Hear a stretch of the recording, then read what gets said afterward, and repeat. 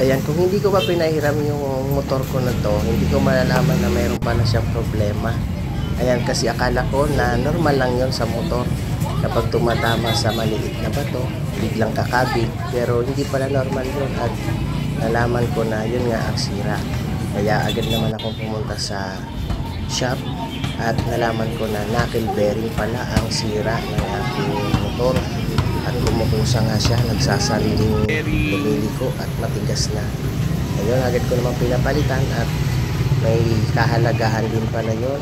At yun na nga, ang halaga ng knuckle bearing na original ng Mio ay nasa 1,180 plus labor.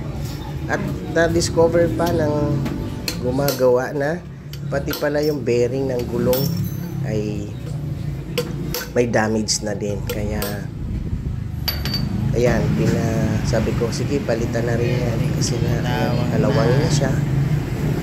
Kaya ayun, nalagasan na naman tayo. Ayan, tips lang para sa mga naka-M3. Baka ganun din sa inyo.